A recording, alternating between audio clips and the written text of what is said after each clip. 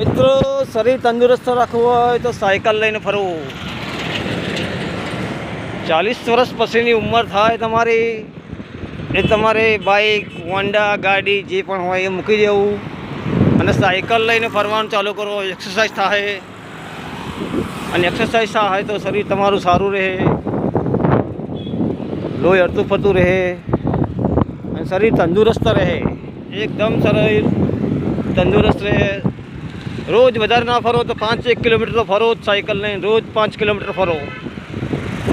તમને એવો અહેસાસ થાય કે હું ના બરાબર છું.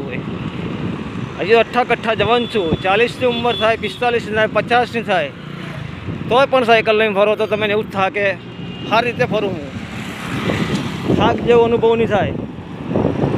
5 કિલોમીટર સાયકલ આખો 500 ગ્રામ ગોળ ખાઈ દો. પહેલાંના ગંડિયા ગોળ ખાતા. તમે પણ ગોળ ખાઓ તો તમારું શરીર કદી થાક નહીં લાગે. અને આજકાલના દારૂડિયા બેવડા વાતો કરે કે મને તો થાક લાગે તો કે અમે તો દારૂ પીએ. એટલે તમારા શું દારૂ પીવા છે? તમારા બોના હાથમાં આવી બેન વખતો થાક કેવો હોય. અમે આજીવન પીતો નહીં, પીવાના નહીં. ખાવાનું જોર રાખો તમે. બે ઝડપથી ખાઓ, ગમે એમ બિંદાસથી. રોજ 200 ગ્રામ ગોળ ખાવાનો.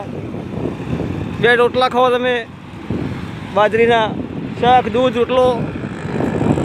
શરીર તંદુરસ્ત બને અને સરસ રહે. જય હિન્દ, જય ભારત.